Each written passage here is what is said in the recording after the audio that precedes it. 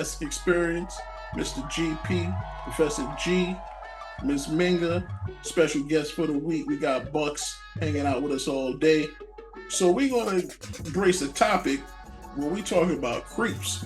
So Urban Dictionary defines creep: a man or woman who breaks social rules in odd or obsessive ways, usually undesirable, clearly obsessed, and somewhat pathetic. Bucks, I've been here on the street that a lot of brothers are getting referred to as being creeps out here. What's happening? You the end of the streets, let us know.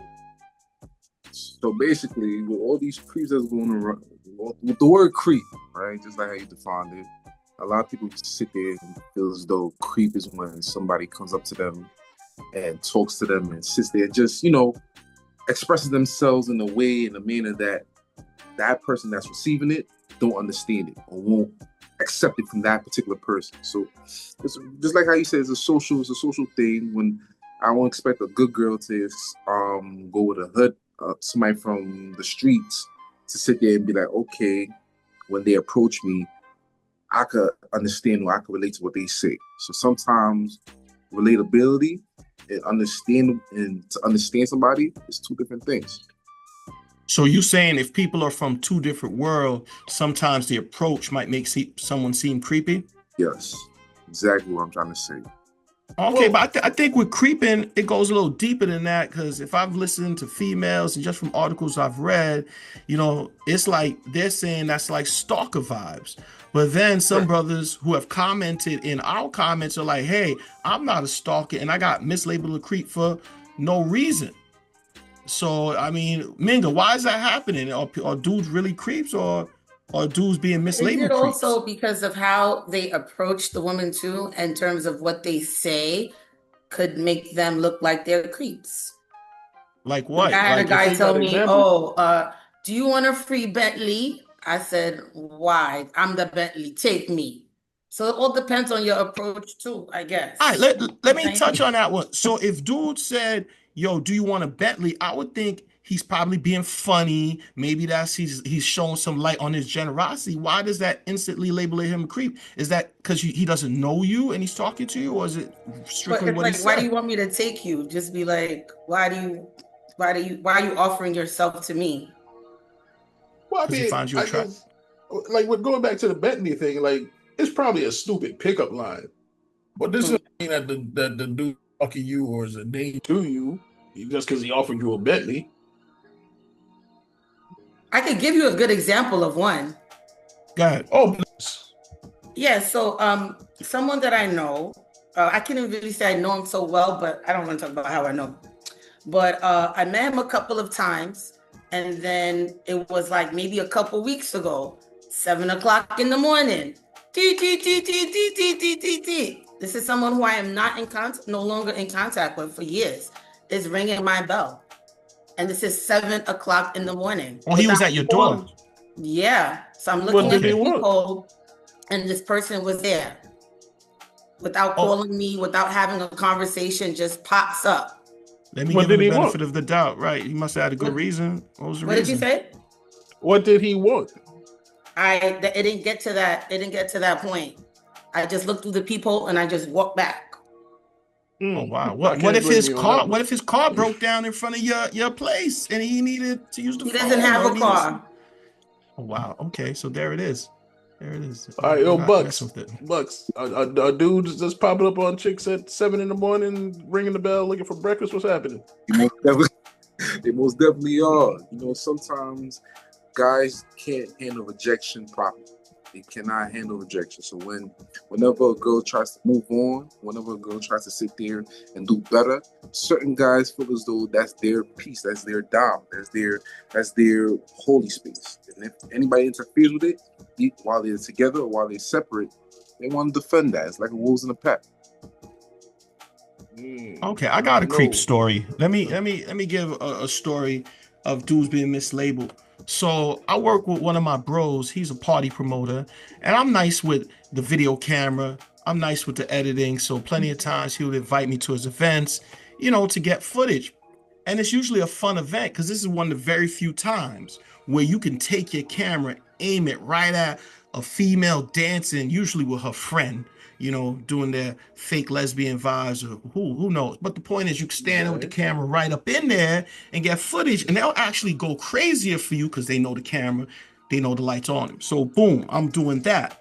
Now, I don't have a professional camera at the time. I'm using my phone, but I take nice pictures, nice angles, and my promoter dude knows that. So I put away my camera. I'm snapping.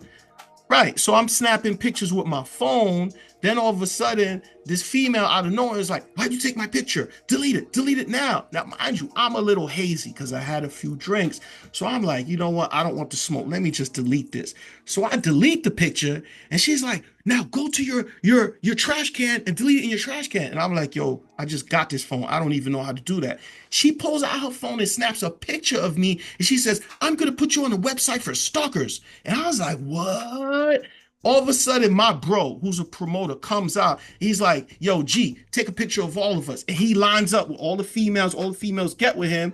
And then now she's confused. She's looking like, what? He's the photographer? And then she jumps in the photo. She jumps in the photo after just saying, I took your picture and I'm going to put you on the stalker website once she realizes I'm the photo. So, Minga, don't you think a lot of females are too quick to mislabel dudes creep and kind of, you know, maybe they've been affected by a creep and now they think everybody's a creep? Correct. I think they've been traumatized because you do have men that will take the picture and they are creeps. So you guys are getting the bad rap. Or men who actually do approach, they're genuine, they approach women and they're not creeps, they're getting the bad rap for men who are. So that's why I don't know if it's lack of communication or whatever have you, there has to be some type of understanding because not every man who is taking a photo is a creep. Not every man who is approaching you is a creep. How does a brother get back to the point of, oh, I'll buy that slice of pizza for you, just as a way to kind of break the ice and start talking to someone and be able to like get the number, whatever, and not be labeled a creep? Like, how do we get back to that normal standard? That's just for whoever want to. But let's say you could offer that pizza and then they take your number if they want and allow them to call you, right? Don't feel like they're obligated to call you because you did something. That's a start. You know what it is? You know what it is, to be honest? You gotta fall for whoever falls for you. So whenever you talk to somebody, whether it's somebody at a library, wherever it's at, once you approach them, that first expression, that first tonality, the body, the way they look at you, the way they speak to you, that all tell you the whole story from then on. So if you see somebody sitting there looking at you on the phone, giving you one-word responses, that's how you can tell they're not for you. There's no need for you to maneuver on. But if they're giving you dialogue, they're having conversations, they're interacting with you, and it's flowing nicely, that's somebody you would want to sit there but apply a little bit more pressure to. That's it. I think, looking at the comments that we get in our videos, we've had several comments. One dude said that he went and talked to a female and she turned around right away, got upset with him. So obviously, from what she was saying, the female he was trying to talk to, she wasn't attracted to him. But from what he put in the comments, and mind you, we know every story has three sides. There's your side, my side, and the truth. But if I'm just going with what dude said in the comments, he was like, yo, he tried to talk to a female and she immediately got aggressive with him and started telling him she's going to, contact authorities as far as in their workplace. She's going to contact the boss if you try to talk to me again. So I'm just wondering, is this a thing now as a weapon where the creep label is now a weapon where, hey, if I don't like you, I'm going to check you by calling you a creep. Or if you reject me coming at you, that's happened too, where females have been rejected and they go label the guy a creep. Yeah, they'll label the guy as gay because they don't want to sit there and talk to him. And it's like, you got to understand, the word is a powerful thing, right? And with the way the government and everything is maneuvering with these day and ages, the woman's word is the most powerful thing. So one thing about it is she could label you a creep, she could label you whatever, but that's not really the case. That's not really the case for most guys. Most guys were really genuine when they woke up to a woman and try to get their number. But like I said, it's all about status. It's all about looks. And it's all about sociality, where you're from, how you maneuver yourself. certain women from the streets with like a street god. You know why? Because that's what they're in tune with. Some girls from the church would like to sit there and be with a person that's, you know, God fearing. So how would you approach a woman and not look like a creep? I think to What Buck's would point, be like your pickup line? because I think to Buck's point is not.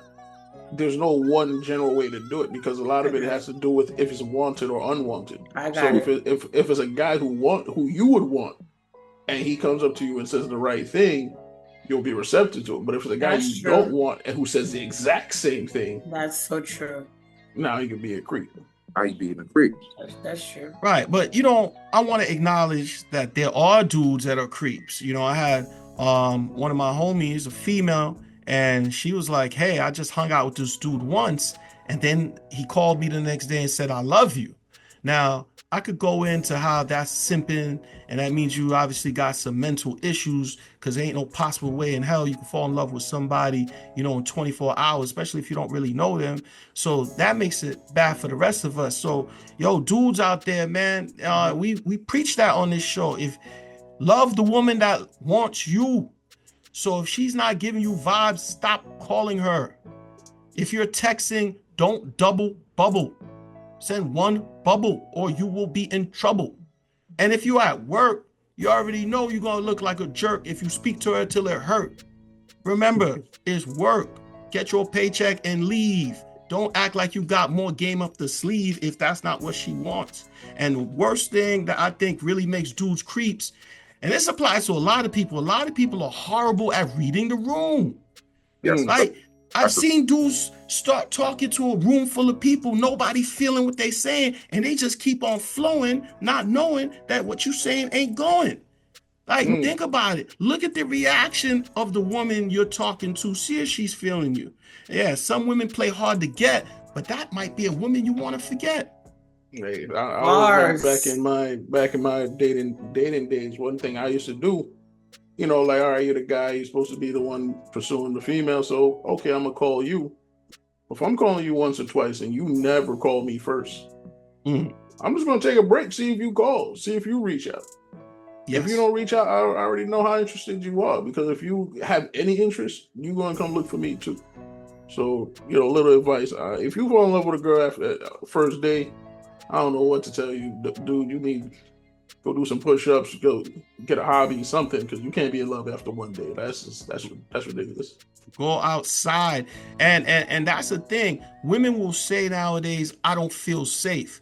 Some women will say it because they generally don't feel safe with how a guy is being so aggressive. And I get it, that happens. I wouldn't want that to happen to my daughter or any of the females in my family. But then again, you have some women who weaponize that phrase, "I don't feel safe." I seen it happen at jobs where woman is messing up the job, not handling her responsibilities. Then management approaches her and she's like, "Oh, I don't feel safe with you. I don't feel safe with you. I'm in danger. I'm in the war zone." Really? Yeah, work is a whole different thing these days, especially following me too. Be very, very careful at work if you're going to approach somebody and ask them out.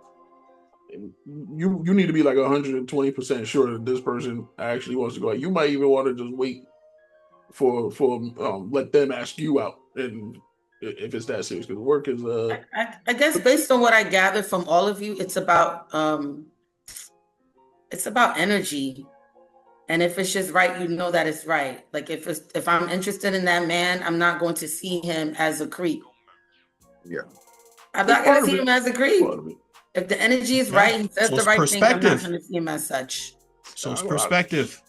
I don't know if we got anything to follow that. I think Manga wrapped it up well. Professor G dropping bars. Bucks came with the knowledge. We just gonna leave it there. It's a Mantastic Experience. Mr. GPC Squared Bucks, our week special guest for the week.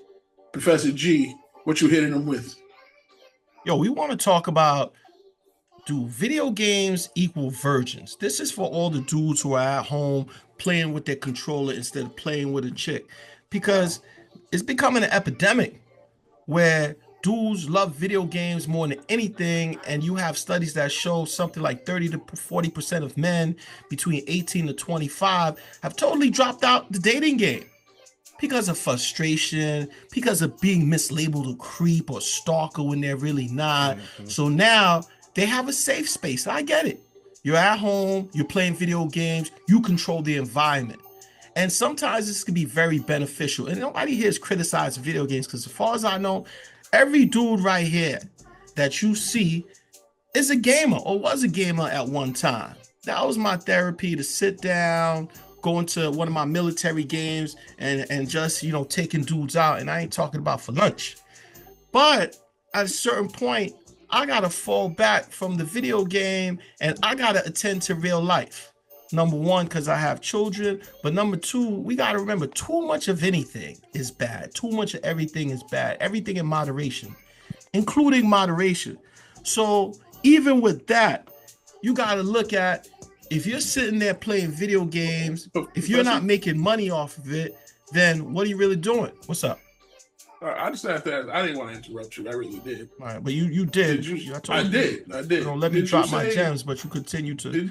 Did you say that moderation, too much moderation is bad as moderation? No, I said even moderation has to be taken in moderation.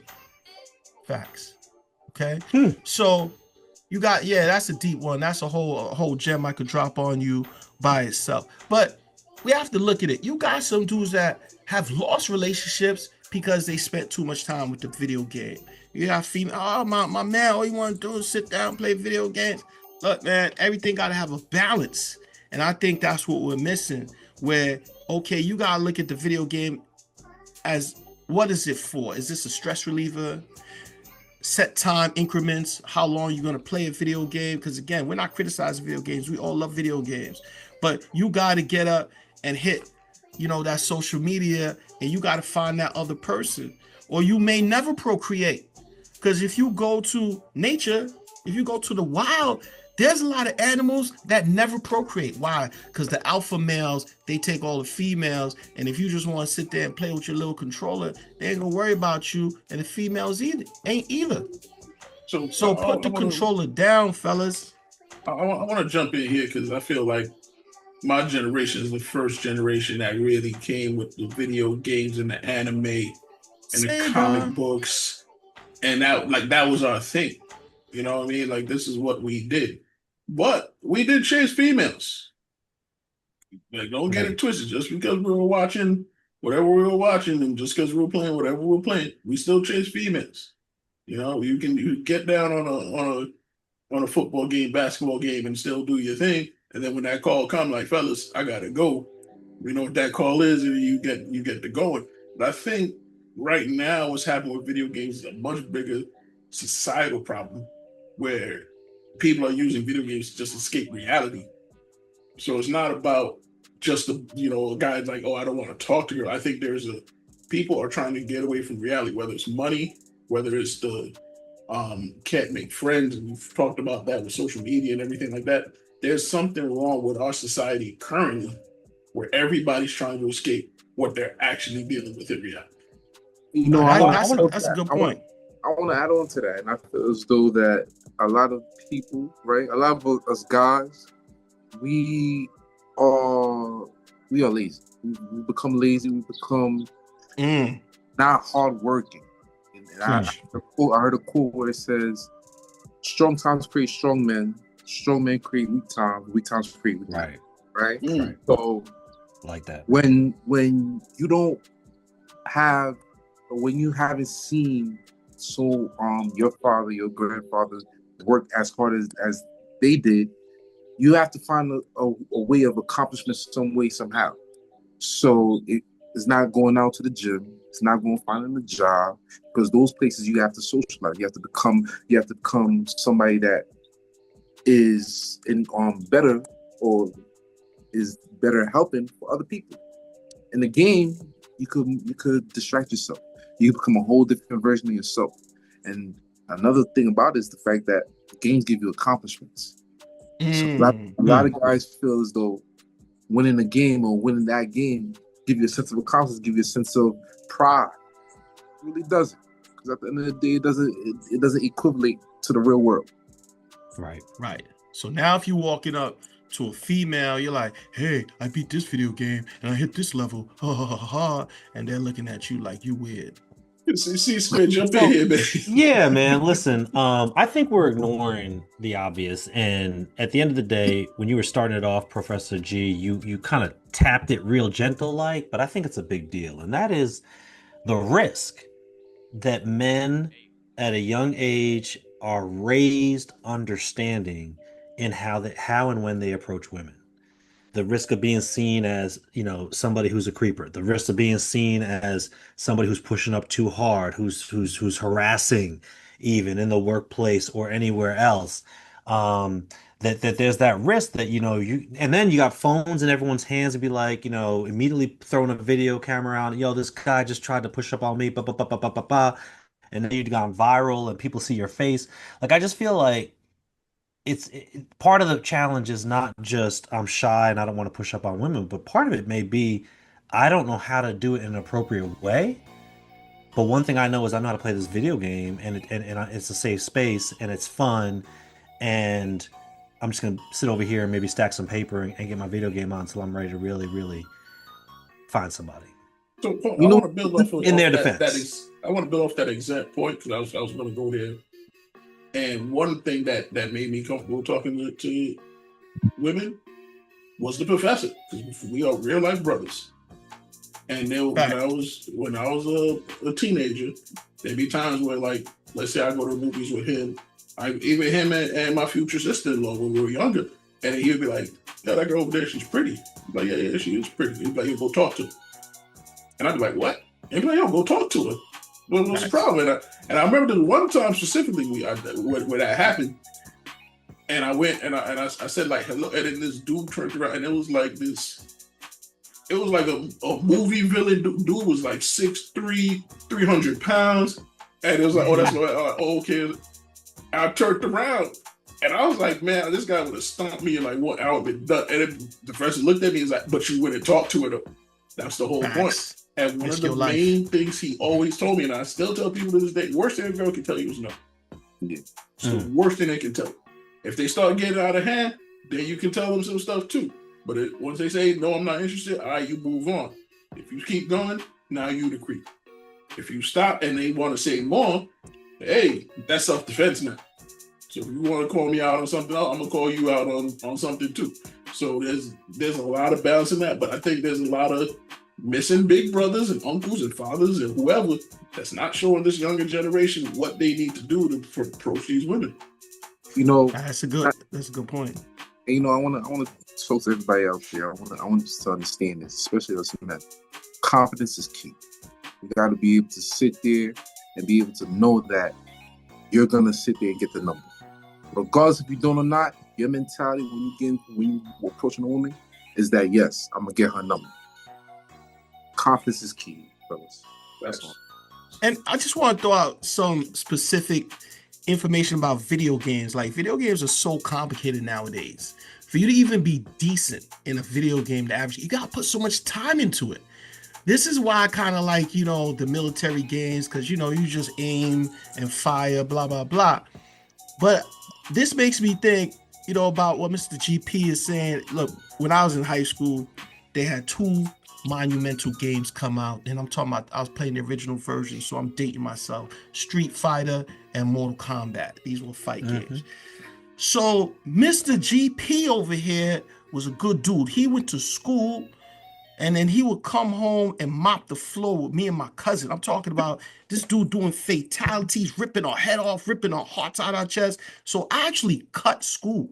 This is how addictive video games can be. Me and my cousin cut school to stay home, practice moves. So when Mr. GP comes, we're going to tear him limb from limb in the fight game.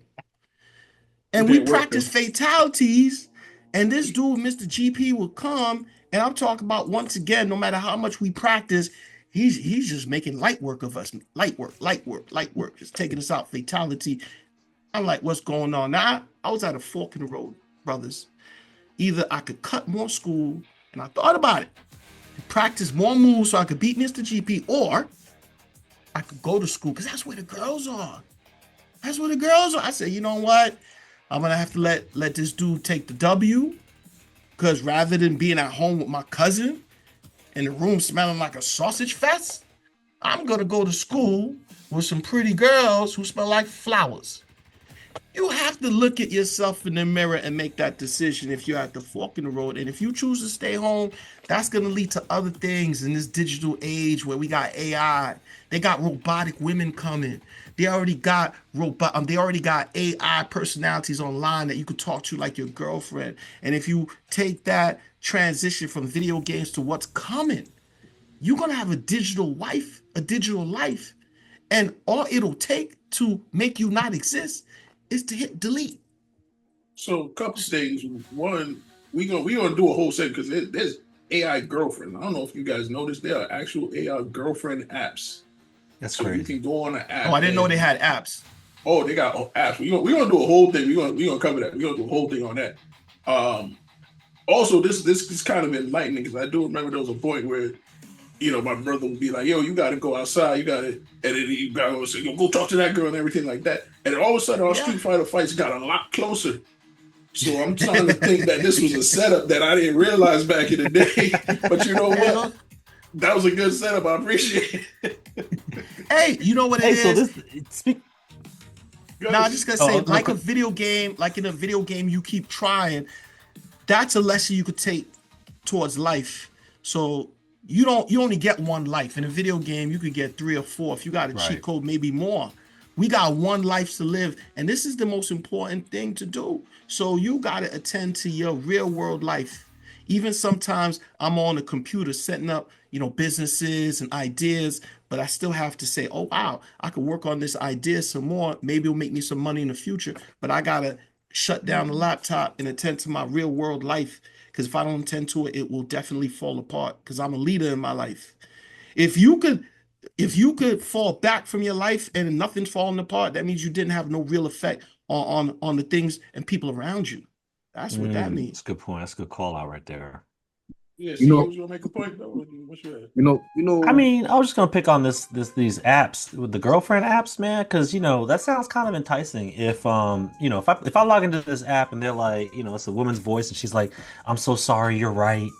I should have known better. Hey baby, I miss you." If that was what the app sounded like, and I could just kind of on demand hear that I might pay some money for that every month. Wife the peace sign.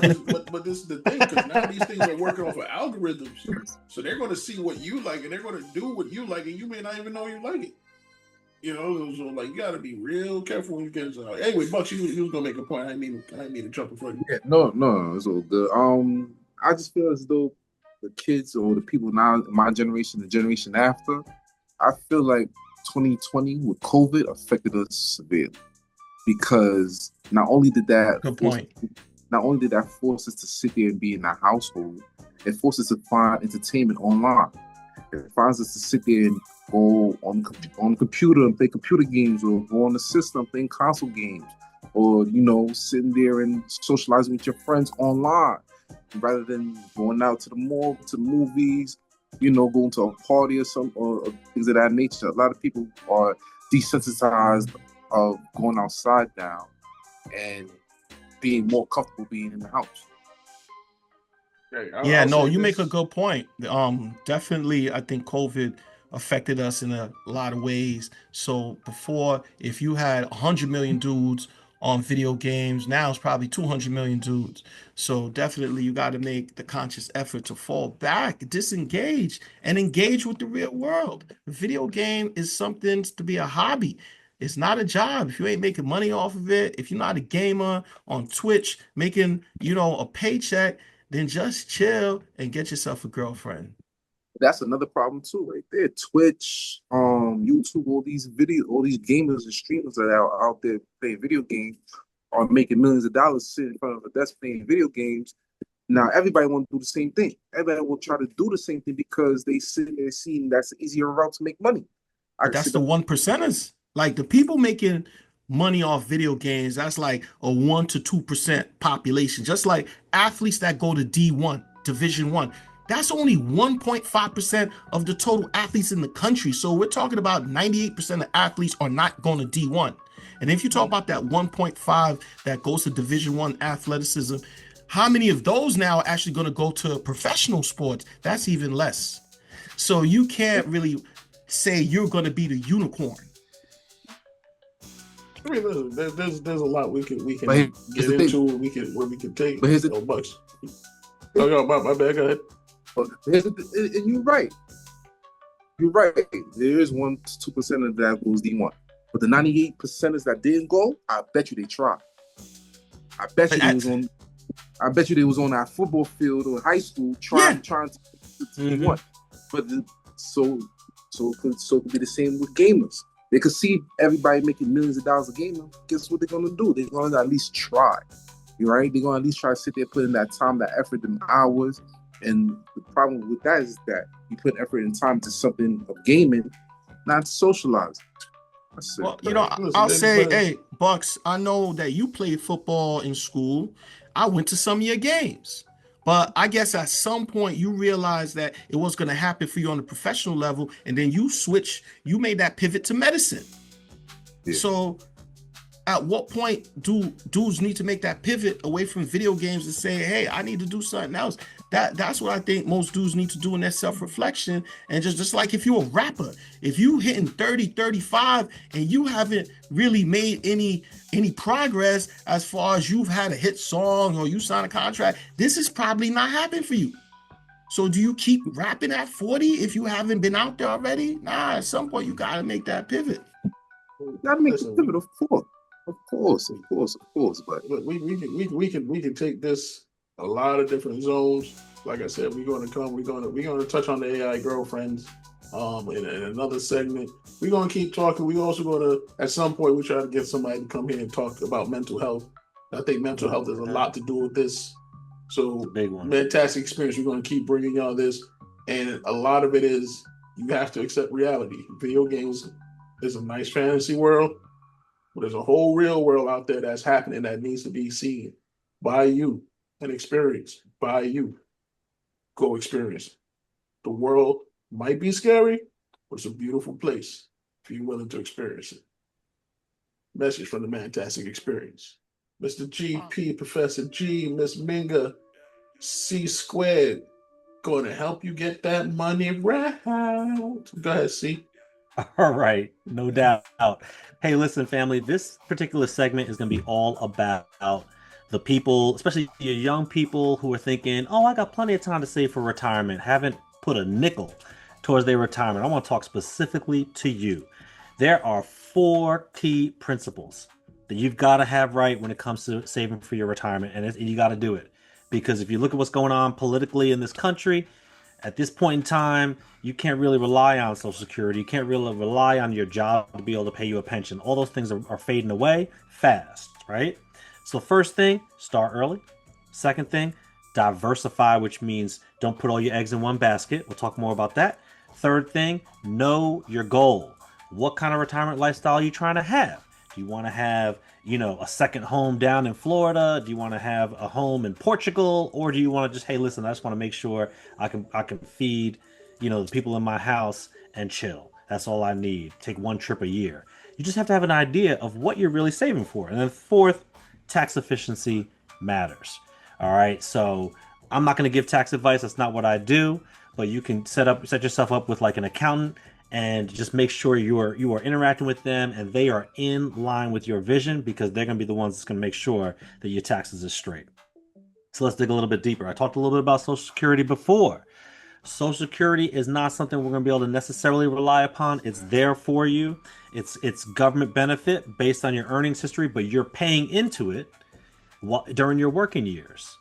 All right. And then you receive that money back. You have options when you're talking about Social Security. You can opt to step into it as early as age 62, or you can wait and delay it all the way to age 70. And if you delay it, then what you receive every single month is going to be more. But if you're like my dad, he thought about it and he was like, look, no male relatives in my family ever lived past, 75 in the first place. I want my money as soon as possible. That was my dad's ploy. He was just like, look, give me my money. He didn't want to wait. Right. So you just got to think about that. Maybe look at the family history, see what makes sense. Number 2, your employer. This is a big one. Your employer is going to have a plan that you can participate in, depending on what type of occupation you have. Could be a 401k, could be a 403b, could be a 457 plan. It really just depends. You know, different occupations have different types of plans. Get with your employer, your HR rep, to make sure you understand how that works. Here's the big piece, though. More often than not, that employer has what's called a matching contribution. Free money. All right. If you have an employer sponsored plan and you're not at least putting in enough to get the full match, you're giving money away. That's what I want to say, right? So make sure you're at least putting in enough to get that match and start your retirement savings going. All right. Next one, personal savings and investments. We've talked a lot about that over the last several episodes. I'm not going to go deep into this, but having a diversified portfolio, maybe some real estate, things like that. You want to grow to that level. I know not everybody listening has the ability to just go out and start doing this stuff from day one, but if you sock away a little bit every single month, every single paycheck, it grows. And if you invest it wisely, it grows with some interest. So that's the big deal.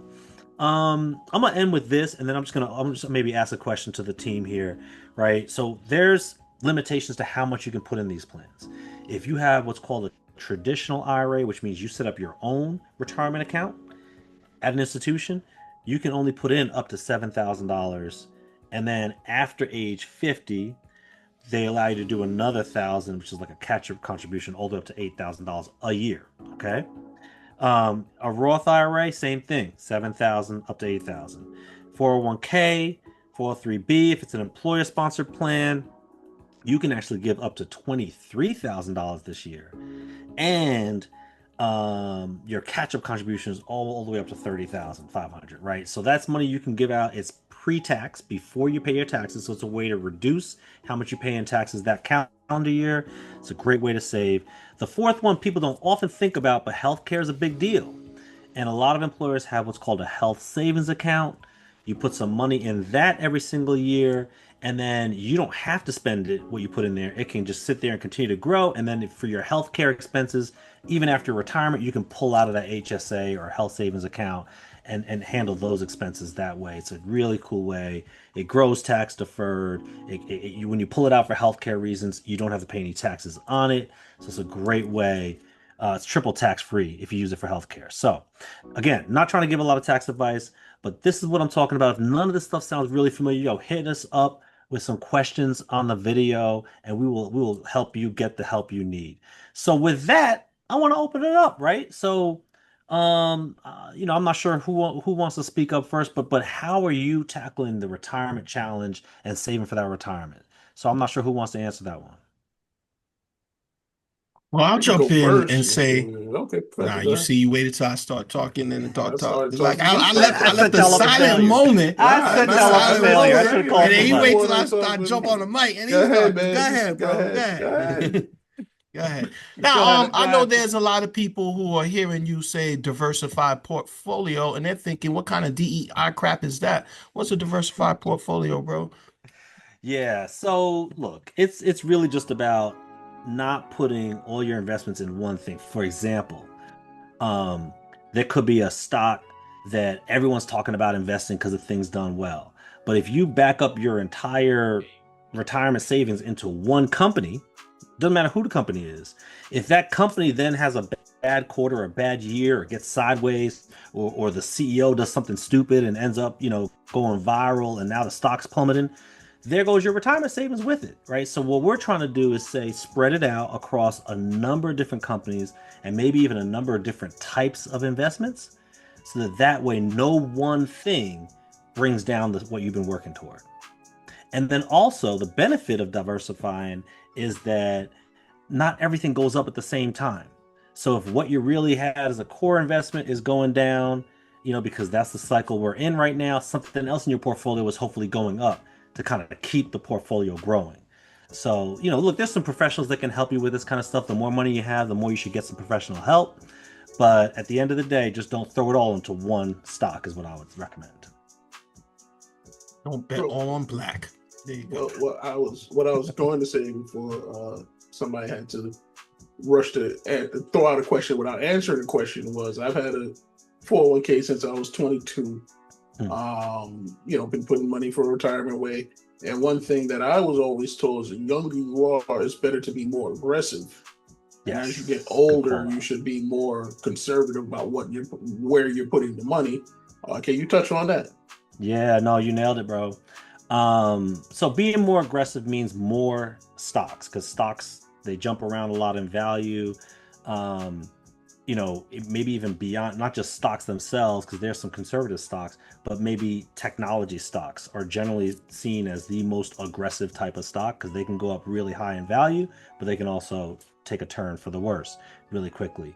But when you're young, you can withstand the volatility in that investment a lot longer. And over time, it will grow faster, larger pool of money. And so when you're young, like you said, 22, 25, 30, 35, bet on black, man. Just throw it all in there and be really aggressive with it. As you get closer to 50 and beyond, and when you might want to retire, you got to start scaling it back.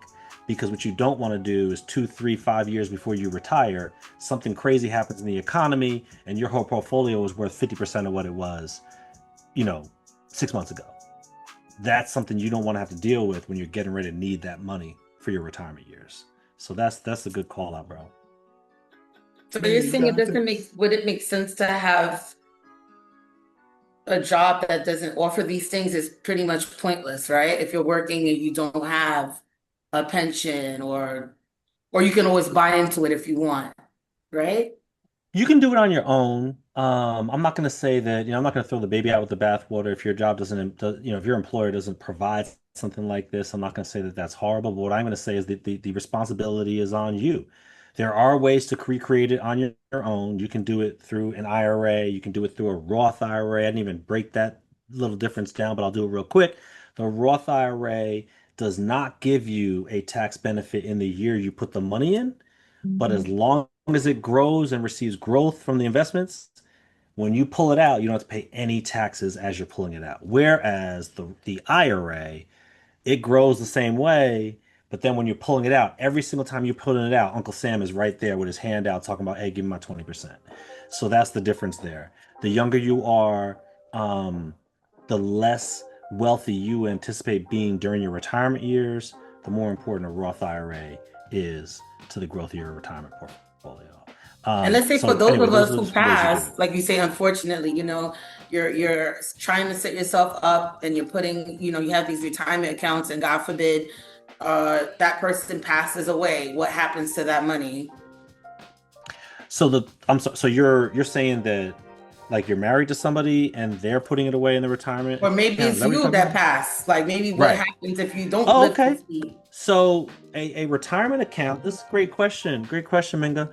A retirement account has what's called a beneficiary.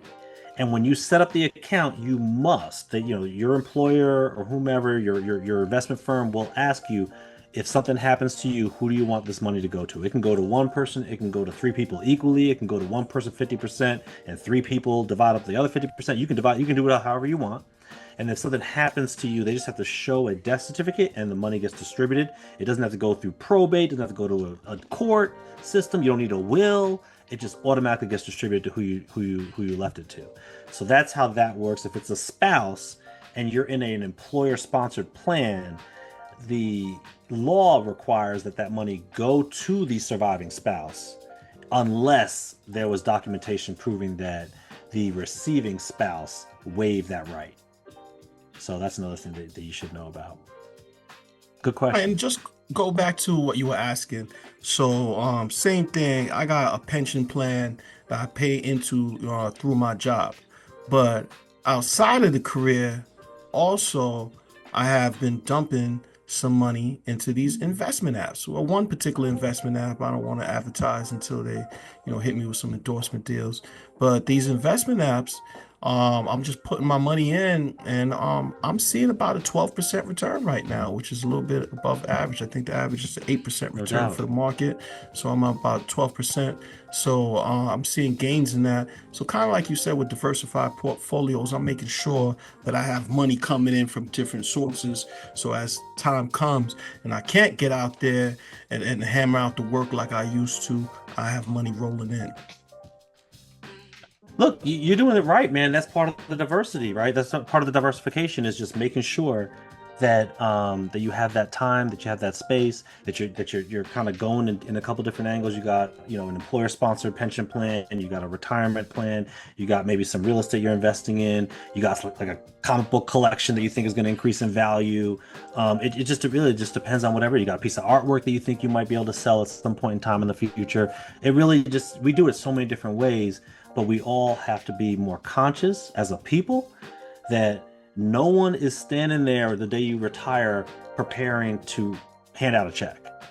And Social Security isn't going to get you very, very far, even if it still exists when you're getting ready to retire. So it's best to really take that power in your own hands and make sure you're putting some money away.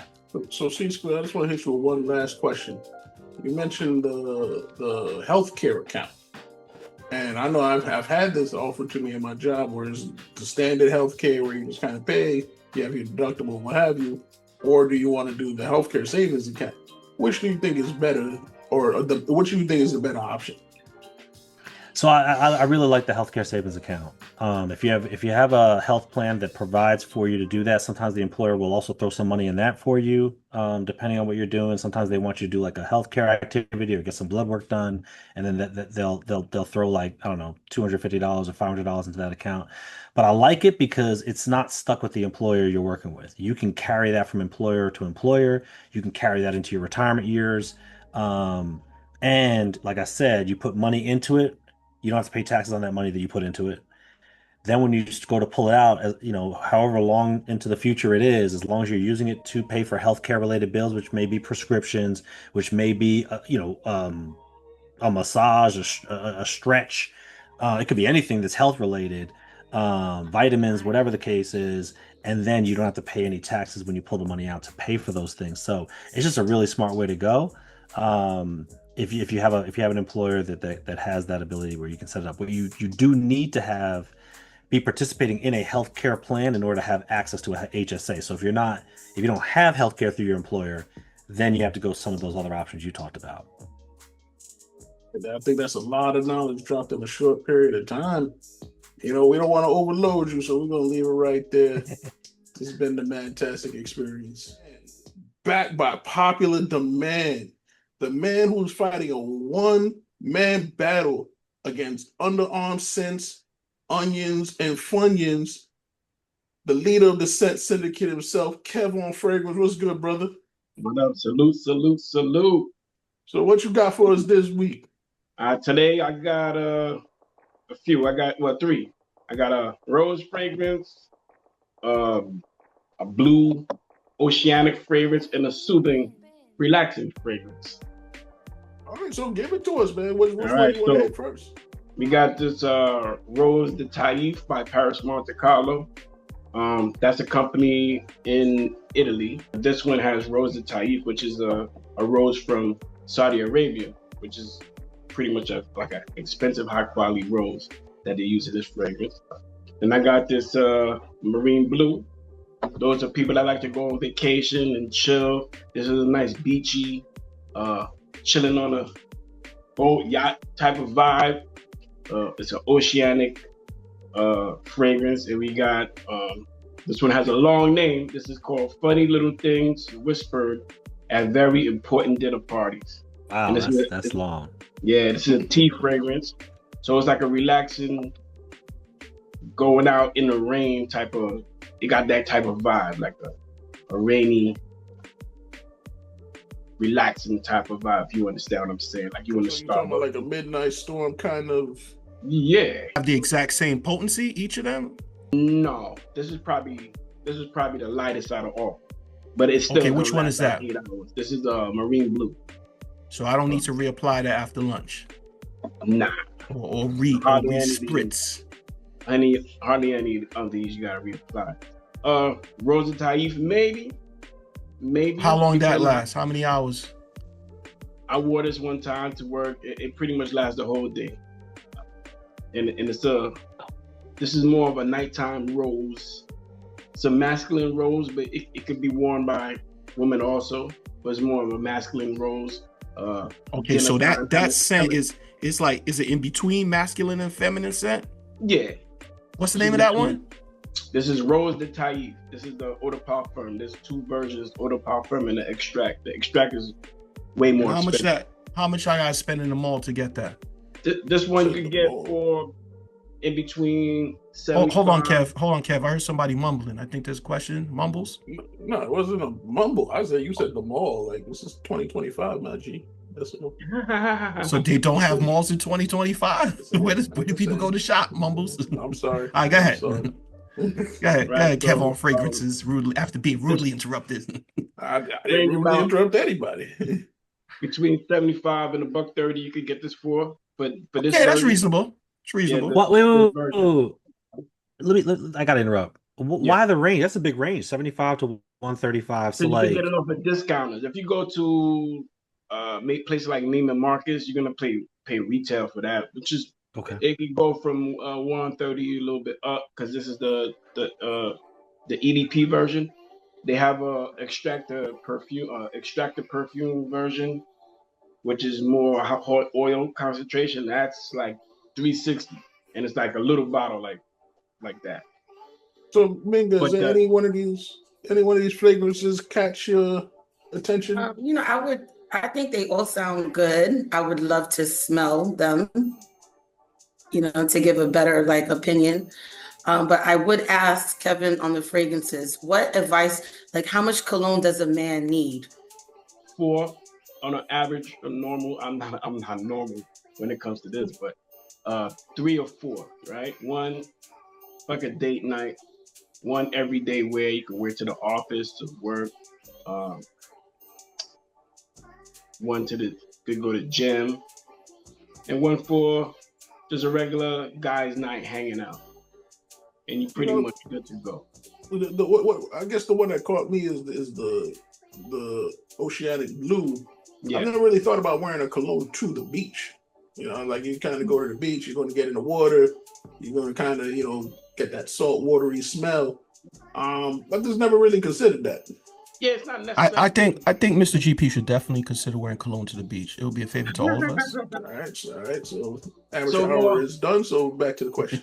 more enough when you go on vacation vibe, right? So I'm not gonna say you necessarily wear it to the beach, but it has that beachy vibe. If you could imagine you at the beach and the smell of the water, and you in the Caribbean with a nice drink in your hand, that's the type of smell vibe it gives you. So it's more like a vacation type of fragrance, like you on an island. If you get what I mean. I get you. You still think cologne is necessary when you're working out? Some people might say, I don't want cologne when I'm working out. So it depends on the individual. Some people like to smell good at all times. They don't like to be funky in the gym. My point was, when you go to the gym, you always want to smell nice. You always want to smell good. And nobody want to go to the gym, work hard, and have somebody right next to them smelling like garbage, hot garbage. Yeah, exactly. Right? I've been to the gym multiple times where a few people would pass me, and I was turning my head like, oh, I like that fragrance. I like that smell. So I feel as though being in the gym and smelling good in the gym is something that every guy got to do. Yeah. Well, to keep it 100 with you, I actually spray enough body spray so I have a little cloud around me to repel the funk. Because as long as I've been going to the gym, I'm still not used to these unsanitary people who come in with their unsanitized funk. So you got that cloud like that kid from Charlie Brown, like the dirty kid? Yeah. Okay. Yeah. All right.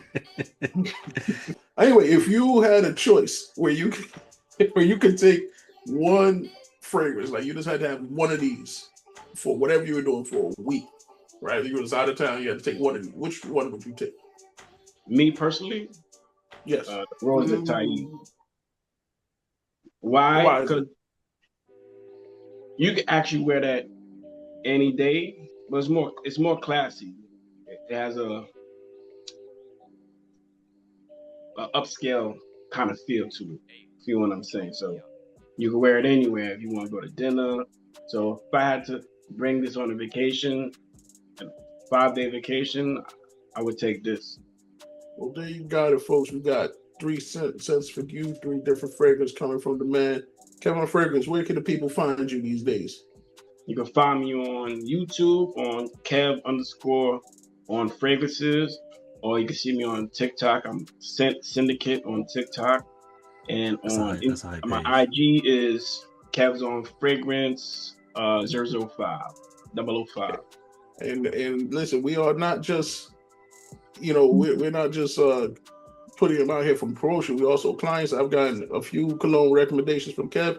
All of them have been fire. This man is leading the crusade to make sure brothers smell good. So give this man a follow. And sisters, everybody gotta smell good, man. That's right. Everybody. Well, everybody smelling good. Good looking out, Kev. I don't want anybody out here smelling like Fritos and Doritos. So this has been the Mantastic Experience.